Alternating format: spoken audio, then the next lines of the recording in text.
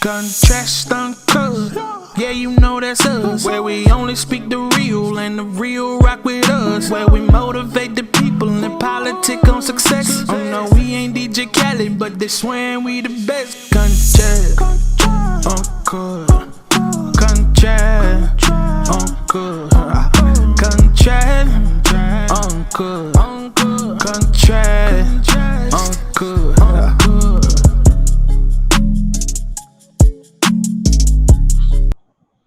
What's happening? It's Contrast Uncut. It's season 4, episode 21. Man, big shout outs to Uncle Snoops Army and Bobby D Presents. I appreciate you, brothers. It's your host Zylo, aka DJ $1 like I won some money.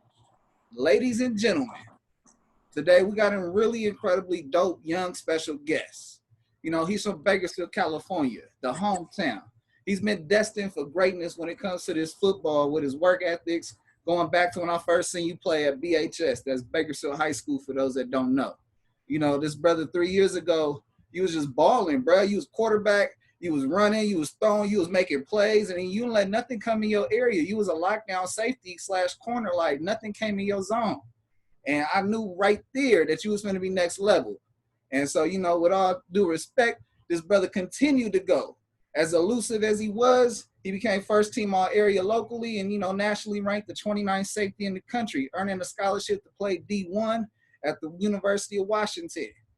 As a true freshman, this brother earned his way up there as a starter, starting 7 games, amassed 32 tackles, 3 interceptions, earning second team freshman All-American.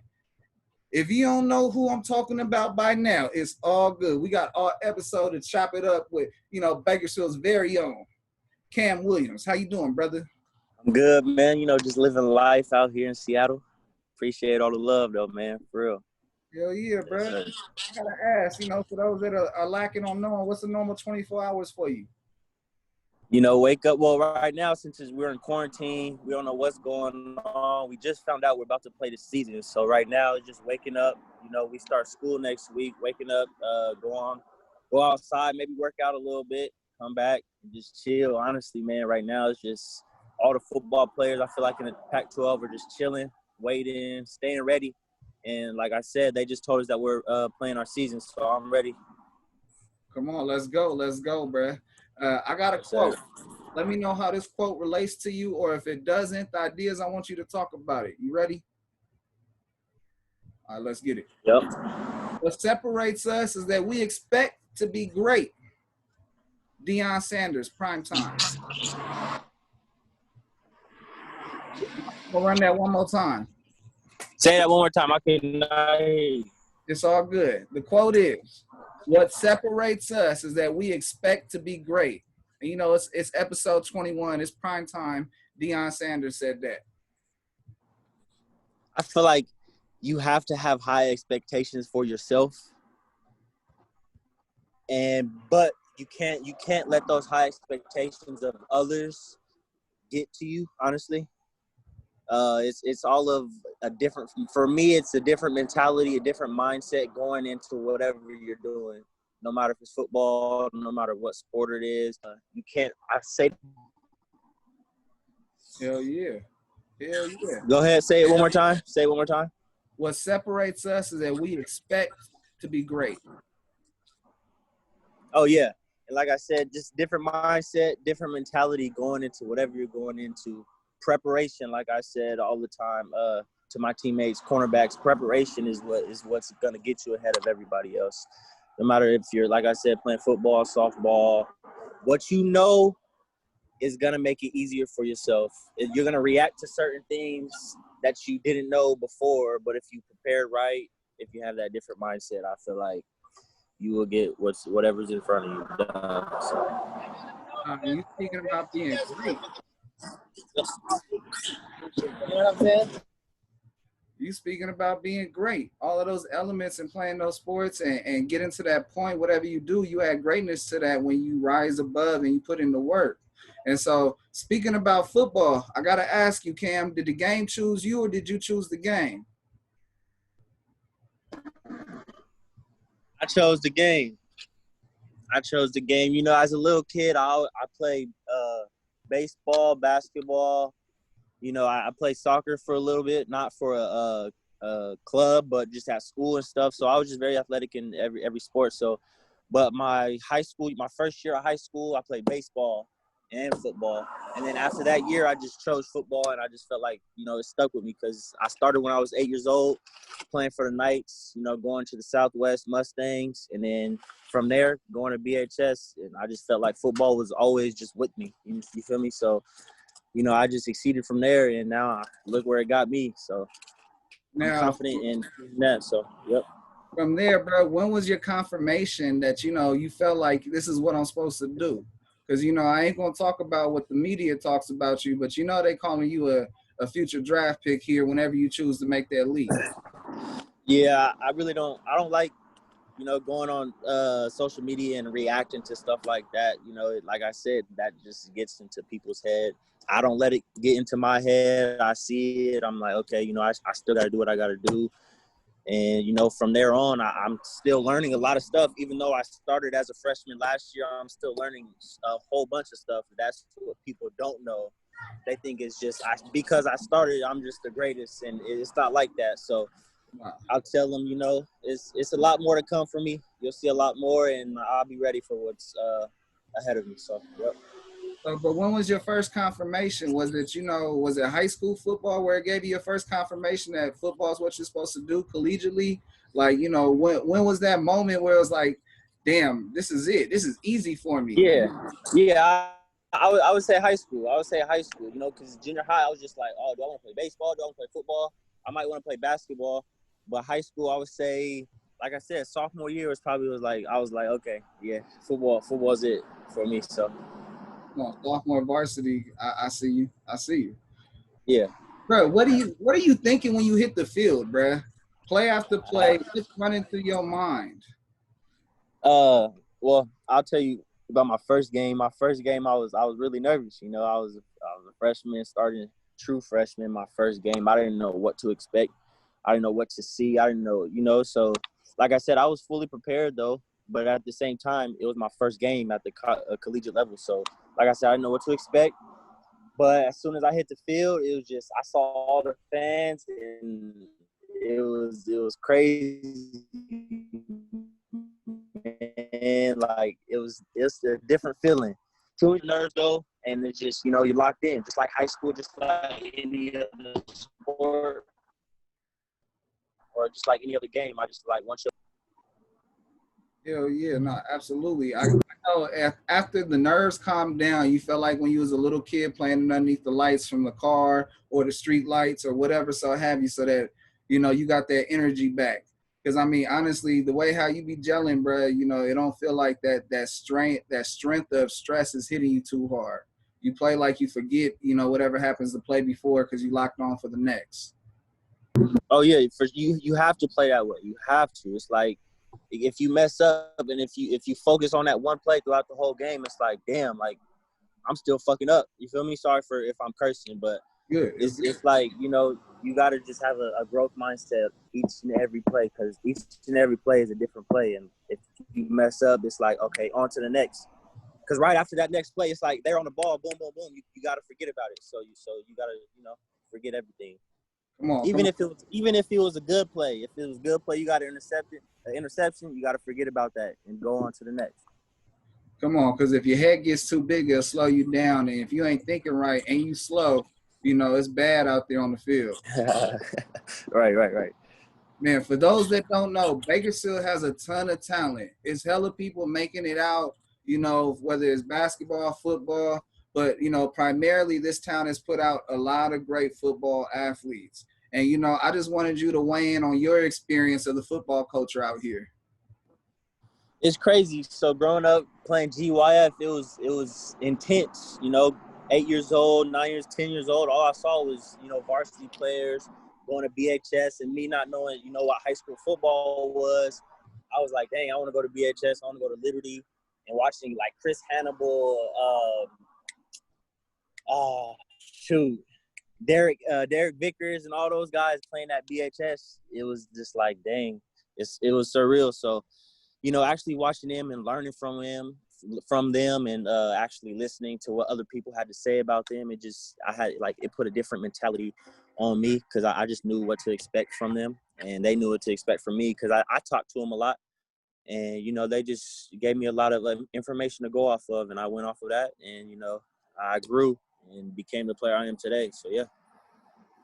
And see, something else to put in perspective is that people don't know the streets out here is wild in Bakersfield. There's a whole bunch of pressure that comes along with going to high school. People that don't know, I born in LA and I was raised in Bakersfield. When I tell people I'm from Bakersfield, they be like, man, that's just nothing but cows and fields and stuff. And they don't Right. They only take the 5 to the bay. They don't take the 99. And so their perception is what they see. And, you have to let them know. And they be thinking like this, that, and the third. You show them some content of like what's real, what the news talk about this city. And it's like, no, it's a struggle to go out here and make it. And, being out here, it could be it could be just like LA. The streets is wild. The streets are wild in Bakersfield. A lot of people don't get that. A lot of people don't know what to do after high school. It's crazy. It's crazy to me because, that's what it is. That's the mentality that everyone has in Bakersfield. Oh, I can't get this. I can't do that. So I'm not going to do nothing at all. And they just sit back and watch a lot of people just, achieve their dreams when they can do what they can do. So I feel like in Bakersfield, sorry for the loud noise, but I feel like in Bakersfield, a lot of people, they fail because they compare themselves to others. And when you do that, it's like I feel like you think you should have what others have already, and that just sets you back even further. And for me, it was just like, I'm not going to compare myself to anybody. I'm going to just do what I got to do this, do that, focus on my grades, and, go from there. And it was simple. Honestly, it's simple. I know it's hard. A lot of people say it's hard. It is hard, especially coming out of Bakersfield, because not a lot of people do it. And when you do it, you get a lot of praise. I love Bakersfield 661. That's where I was born and raised. So it's love from there. So. A big reason why I have this show is, one, to praise personal success stories because, one, coming from where we come from, a lot of people don't know it's the same thing as coming out the gutter. And, you have to make decisions. And growing up with your folks is pretty much, whatever so have you. They could be all broke. They could be all getting money through the streets. They could be doing anything. And it's important that you have your own vision because if there's 4 or 5 of y'all that's broke, you're going to be the 5th or 6th person that's broke along with it. So you got to break that cycle. And from that, people are afraid of success. They're afraid to get outside of their bubble. They're afraid to not mess with outside of their folks. And from that, you don't realize that there's so much to life. And I put this show together so that the common denominators talk about success. So if people have a blueprint, they're trying to do things what you may have done coming from this city and knowing that all this is out there, you still stay tunnel vision and focus, and you got somewhere where it's a full ride scholarship and your education's paid for, you're enjoying the whole process. People don't know college is fun and you're getting it. Hey man, it's fun. But yeah, like you said, my parents, like you said, my parents barely graduated high school. They didn't go to college. They had me at an early age, so they did whatever for me and for my siblings growing up. So I saw the struggle. I saw it all. I feel like that's why I'm kind of ahead of others, because my mom and my dad just taught me just a lot of stuff about life in general, just life, relationships, just how to respect other people. Don't ever put your hands on a female, stuff like that. So I just feel like I saw the struggle. They helped me with it. And as a child, I just saw a lot. So that helped me with a lot growing up. And like you said, having a tunnel vision, staying focused is pretty hard. But as you grow older, you kind of get why your dad was so tough on you, your mom was so tough on you and stuff like that. So, I mean, for kids, I feel like you don't understand why a lot of that happens.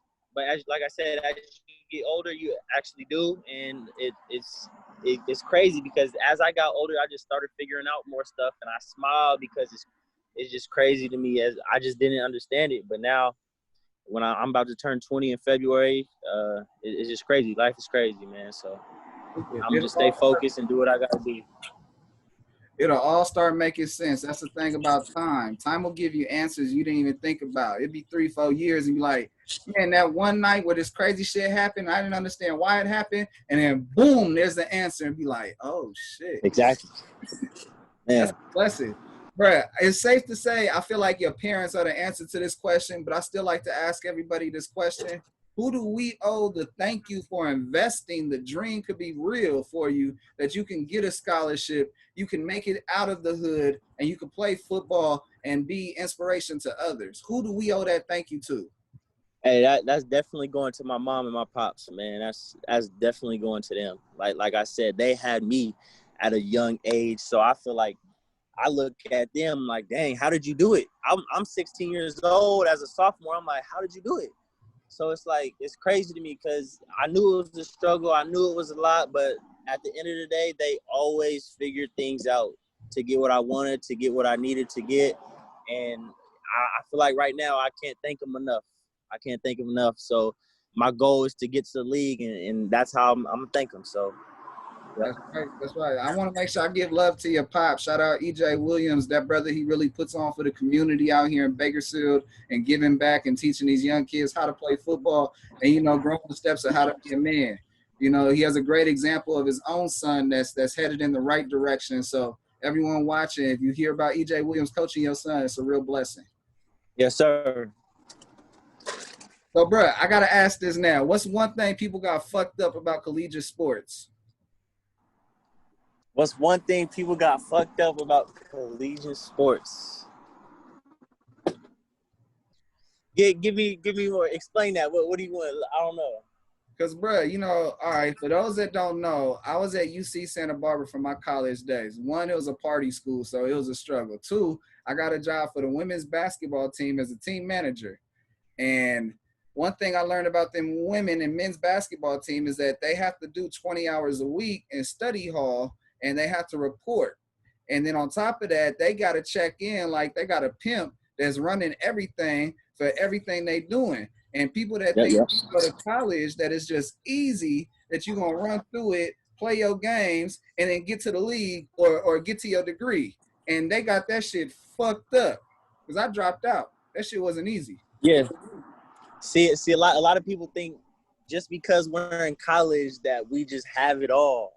And I don't think we do, because we're still humans. After we go work out in the morning, after class, we still have to go home, clean, And a lot of people think since we have a scholarship, everything is just paid for. And majority of it is. But like I said, outside of football, outside of school, we're still humans. We have to go home, pay bills. So I would say college for me it's fun.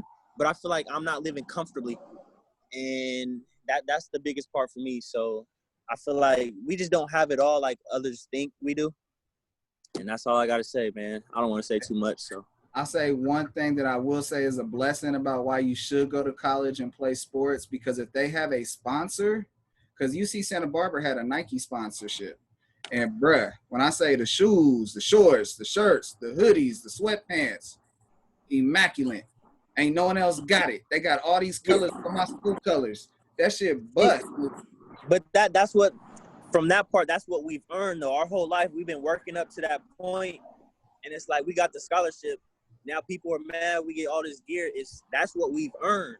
That's what we've earned. And it's like I look at them, I'm like, I've earned it. I'm gonna keep getting it because I'm gonna still work for it. So, well, above that, you also you worked your way to a D1 university that is nationally televised. Being nationally televised allows for bigger sponsors and bigger money to be put in the program, so that when you have facilities that recruit you to make you feel comfortable and going there, you like, what, this is starting to feel like home. And eventually, that home led you to Washington. Right. So I would say from that part, I feel like a lot of salesmen and a lot of coaches, a lot of coaches are salesmen. And I feel like you kind of figure out what coaches genuinely are real to you. And I felt like Coach Pete, when he was recruiting me, Coach Lake and Coach Harris, they were all real. You just felt that love. You felt that realness from them. Next level with preparation. They prepared me for whatever is coming my way. And from other schools, I didn't feel it I didn't feel that way. Like Oregon, I don't mean to like throw names out there, but it's just I didn't feel that. So it was kind of easy for me to make my decision from that. Okay, that's right. If I answered your question right. Hell yeah. Shit, you gave me a that plus some. Hey, Cam, I got to ask, man, what's been your top 3 football moments so far? Ooh, I got to say SC game for sure, man.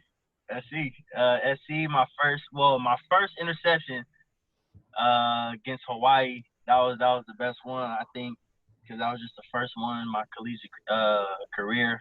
And other than that, I would say both of the interceptions from the SC game. That first one was nice though. I like that one.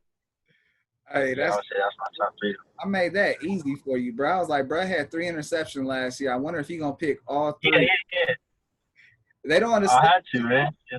People don't understand what it feels like to get a turnover and that energy where the whole crowd's going crazy for what you did. It's crazy. That's what I'm saying. It's like everybody's watching you. So if you make a big play, it's like all eyes is on you for that 15, 30 seconds. So it's cool, man. Come on, it's turn up time. Turn up. Bro, what's the goal? What's the next step after college? I know you said that the goal is to go to the league, but are you trying to get a degree before you go? Are you trying to speed up your classes? So you taking heavy loads off season? You know, what if you're trying to give out that information, I ain't trying to have you say too much, but I want to do something like that because I know, you know, it's just a little privacy. Shoot, I just say, man, I just want to make it to the league, man. That's my goal. You know, I'm for sure gonna get my degree. That's not a question. I'm for sure gonna get my degree, but that's right now. No matter if I go in 3 years, no matter if I go in 4, I'm gonna get my degree. I want to make it to the league, and then from there, no matter how short or long my career is, you know, just have a backup plan. So, that's just a little bit. You know, something I'm gonna tell you. I heard Magic Johnson speaking at a BET Awards event like 2 years ago, and one thing he said that a lot of people that make it to professional sports and they make it into that small field. In the NFL, it's only 1,700 athletes. That's it. Mm-hmm. And you know, from that perception, he said one thing you have to battle is you can't be so friendly to give out all your money. So, you know, be wise, give people jobs, make them earn everything. And you know what? They're going to say thank you so much because you put them in position to keep on winning. Right. So I would say, go ahead. No, go ahead. I would say that's low-key my problem. I'm a type of guy to not say no. I'm the type of guy to be like, okay, here you go, boom. Oh, you need some more? You need some more? So I do need to work on that stuff. But at the end of the day, I just feel like for the people who helped you get to where you are, you for sure got to help them. You for sure got to make sure they're right. Like my mom, my dad, my family. I know who I'm going to get right. And that's it right there, man. So, yeah. That's right. No, you got your priorities straight, brother. I got my next segment. It's my awareness segment. We're going to take a pause and talk about sports. We're going to run through this quickly and you know, close out. And my awareness segment. Yeah. You know, knowledge is power, but when you use that knowledge, it's a superpower. And so I like to ask all my guests, you know, when's the last time they were pulled over and what's some advice they can give in the situation of interacting with the police while getting pulled over so that, you know, growing along in this situation and the time we're in, that they can maneuver and get out. Honestly, being pulled over for a black man, I'm gonna be honest with you, it's pretty scary. Like what you see on Twitter, what you see on social media, what they say, it's true. And a lot of people don't get that. A lot of people don't see it. And when they do see it, you guys see it on social media. A lot of black men getting beat. So I feel like if you do get pulled over, when you do get pulled over, it probably will happen in your lifetime. So I just feel like just be respectful no matter who it is, no matter what the situation is, just be respectful, do what you got to do just to ease out that situation. And that's how I take on everything. Just be respectful, You know what you're there for. He tells you stuff like that. So just do that and just go about your day, man. It's crazy out there. So, You know, specifically growing up in Bakersfield, you know, the police out here don't play. They know to shoot you first and then ask questions or make it make sense to people later. And, you know, that's just the sad reality. We don't get enough of that highlight of what goes on until like a company from the overseas in Europe does a study on us, and then that makes, you know, the Times. And it's so important that we raise awareness, because out here you get pulled over and profiled like it's nothing. And I appreciate you, bro, giving the knowledge and the testimony of how to maneuver, because a lot of people just gotta just hear it, bro. They gotta hear it. They see somebody that's in a great spot. They also gotta see that you know, they do certain things to move that way so that they can be in that spot. right. So Right. my next segment is called Impulse Q&A. It's just like it is. I got impulse questions. I want your impulse answer. You don't like my question, it's all good. Just say pass. I got 3 of them that you got to answer. Are you ready? Yep. Question number 1. What is something that you wish was automated?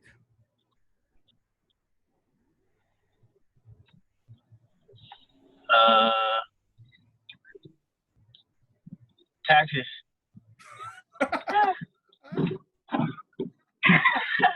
All right. Question number 2. If you were trapped on a plane for 10 hours, headed somewhere, where are you going and who's riding with you? For 10 hours?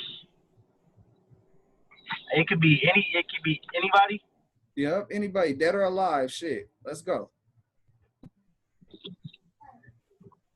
I have to take summer for 10 hours. Hey, I'm playing. But I'll probably take one of my family members, my uncle.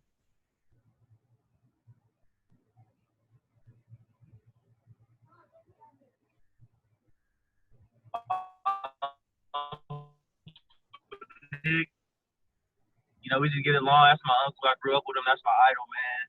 That's enough. He taught me a lot of stuff.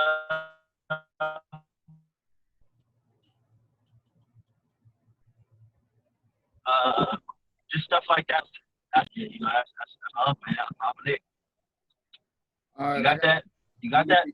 Hell yeah. I mean, shit was hella broken up, but I got it. Your uncle. And shit, I got you. Yep. All right, question number 3. Would you rather give up salt or sugar? Salt. What? Yeah. Salt. Yeah. Hold on. That's a lot of food. Salt goes in a lot of foods. Now let me rethink that. I think I'm gonna go with sugar. I'm gonna have to give that up. Yeah.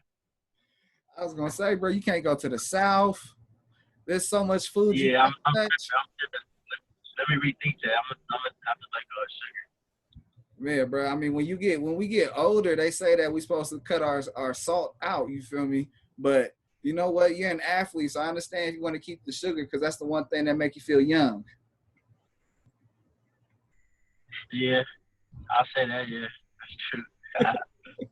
So, bro, you have survived my awareness segment. You have survived my impulse Q&A, and as a reward, you know, what do you want people? Who you want to shout out? You know, what's something you want people to know that they have not known, and what to expect? I'm gonna just shout out, you know, Bakersfield. Like I said, 661. It's all love from there. Shout out my dad, my mom, my uncle, my grandma, my siblings, my whole family, man. You know, it's all love from my uncle Deshaun, his wife Shelly. It's like a second mom to me. My brothers Isaiah, Isaac, and Ian. It's all love, man. They know what's up. Oh yeah, no. Shout out Pro Way. Shout out the Jerniganians. I feel you, brother. Hey, all of that. I feel you, bro. Man, bro, if you notice, my show is different. It's unique. You know, I got questions because they say we got to have questions and segments, but I don't do them segments and questions like them other guys. And I'm like, how do I keep that same energy and close out? And the viewers knows it's coming. I'm going to hit you with it. You got any questions for me? What made you start this show?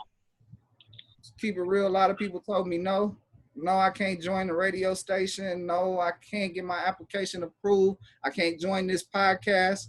And so I did my own. And then, you know, when you're doing something the world receives, the world will give something back to you. And then I got some people behind it, and it's been a blessing. Yes, sir. I got another one. Is this what you always wanted to do, though? Be real 100 with you. My dream is to work at ESPN and run Sports Center. Keep it 100. Like, as a kid, I used to watch Sports Center more than anything. And, you know, that's the only thing where it hits you with a little bit of drama, but majority of the time it just tell you nothing but sports. And life has always been crazy for me, so sports was the one thing that's been consistent. And so that's what I was always wanted to do. But since I got in the music game, all this shit connects, and I love it. Yes, sir. So, Cam, bro, I appreciate you, bro. It's Contrast Uncut. It's season 4, episode 21. Big shout outs to Uncle Snoop's Army and Bobby D Presents. I appreciate you, brothers. I wouldn't be able to do incredibly dope shit like chop it up with Mr. Second Team All-American Cam Williams that's putting on as a true freshman now in his sophomore year at Washington. You know, when the season come around, Pac-12 rolls around, make sure y'all tune in and watch this brother, because he puts on, you know, he already got a bowl win underneath his ring, and he going to continue to put on and make sure it's something fun to watch. You know, he don't ever get extra crispy out there. He slows that shit down like Cool Whip. Salute. Yes, sir. Shout out to Uncle Snoop and Bobby D. Thanks for what y'all done. You know, keep doing what y'all doing. Good life, man.